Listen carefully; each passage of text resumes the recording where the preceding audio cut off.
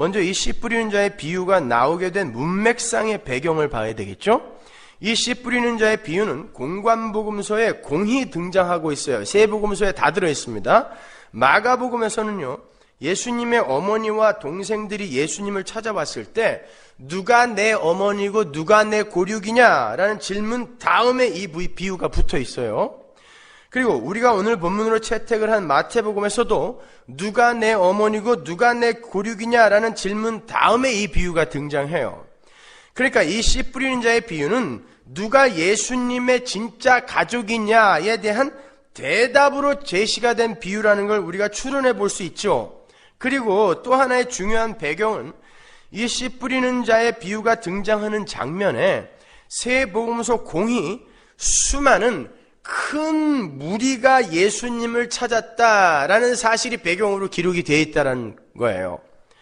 누가복음 8장 4절 보세요. 각 동네 사람들이 예수께로 나와 큰 무리를 이루니 예수께서 비유로 말씀하시되.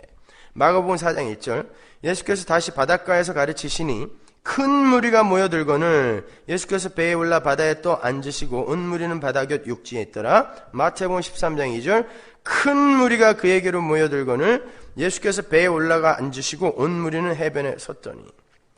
이렇게 예수님의 기적을 본 큰 무리가 예수님을 쫓겠다고 예수님께 나와서 예수님을 지금 둘러싸고 있어요. 거기에 씨 뿌리는 자의 비유가 떨어지는 거예요. 설교로 떨어지는 거예요. 뭐겠어요?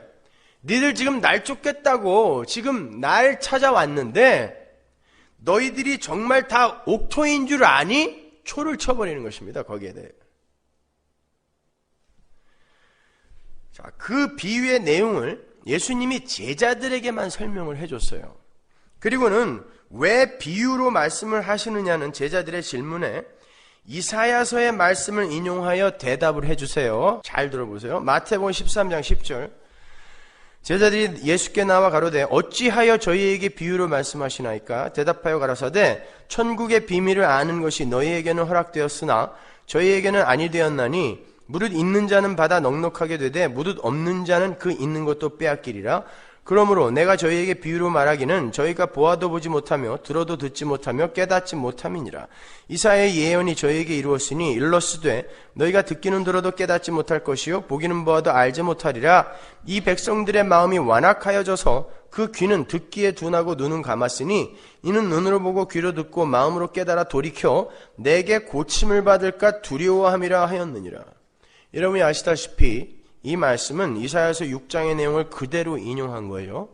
따라서 그 이사야서 6장의 내용을 잘 이해하고 있지 못하면 이 예수님의 말씀 또한 올바로 이해를 할 수가 없는 거예요. 그럼 이 인용문이 발췌가 된 이사야서 6장으로 가서 이 이야기의 문맥을 살펴봄으로 해서 이 이야기 속에 들어있는 진리를 한번 파헤쳐 보죠. 이사야서 6장 7절, 8절 보세요.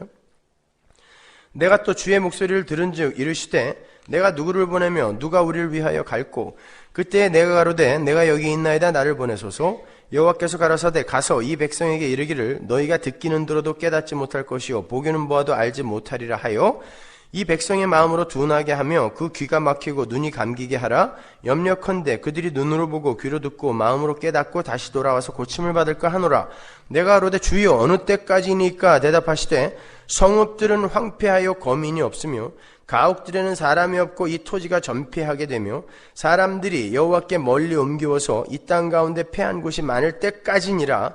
그 중에 10분의 1이 오히려 남아있을지라도 이것도 삼키운 바 될 것이나 밤나무 상수리나무가 배임을 당하여도 그 그루터기는 남아있는 것 같이 거룩한 씨가 이 땅의 그루터기이니라. 우시야 왕이 죽던 해에 우시야 왕은 굉장히 아주 좋은 평가를 받은 그런 왕입니다. 그 우시야 왕의 사촌이 이사야예요. 그래서 이사야는 왕족이었어요. 대단한 벼슬을 하고 있던 사람인데 하나님한테 붙들리는 바람에 아주 그냥 개고생만 하다 죽은 사람이에요. 그 이사야가 슬픔에 잠겨 있어요. 그런데 그 이사야에게 하나님의 영광이 나타나서 네가 나를 위해 백성들에게로 가라라고 명령을 해요. 그래 놓고는 백성들에게 가서 그들의 눈과 귀를 가리고 하나님의 비밀을 못 알아듣게 하라라는 엉뚱한 지시를 하세요. 바로 그 임무를 예수님이 맡아가지고 내려오셨다라는 거죠. 그러니까 오늘 비유에서 예수님이 그 말을 끄집어다가 쓰시지 않습니까? 그러니까 이사야도 예수님의 모형이었다는 거예요. 그런데 거기서 그치는 게 아니라 막혔던 백성들의 눈과 귀가 뜨이게 되는 날이 오고요.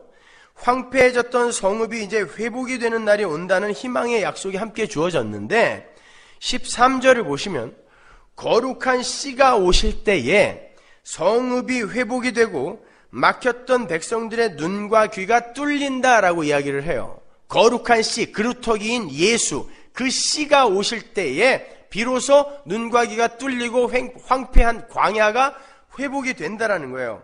그 거룩한 씨는 당연히 예수 그리스도를 말하는 거죠. 그런데 그 거룩한 씨인 예수가 오늘 그 큰 무리 가운데 오셨단 말입니다. 근데도 왜 그들이 못 알아듣냔 말이에요. 근데도 왜 그들이 딴소리를 하냔 말입니다. 여러분, 예수 그리스도의 오심이란 하나님의 은혜로 유효적 부르심, 효과적 부르심 있죠. 그냥 일반적인 부르심 말고 유효적 부르심, 효과적 부르심, 선택, 예정, 그 안에 들어있는 이들, 거기에 참여한 자들에게만 해당되는 거예요. 그들에게만 예수님이 가세요. 예수님의 오심은 그들에게만 적용이 돼요. 그들의 눈과 귀만 열려요. 그들이 바로 교회이고 오늘 본문에서는 12사도로 모형으로 그려지고 있는 거예요. 그래서 그들만이 예수님에게 해설을 전해 듣고 그들이 이해를 하게 되는 것으로 그려지고 있는 거예요. 물론 그들도 이해를 못했어요. 그러나 성경은 항상 교회에게 어떤 메시지를 준다는 거 잊지 마세요. 이 시점에서 제자들이 알아들었냐 못 알아들었냐 이거는 무의미한 논쟁인 거예요. 제자들이 언제 예수를 믿게 됐는지 그걸 왜 알고 싶어 하세요, 여러분이. 성경이 교회에게 하고 싶은 말만 알아들으시란 말입니다.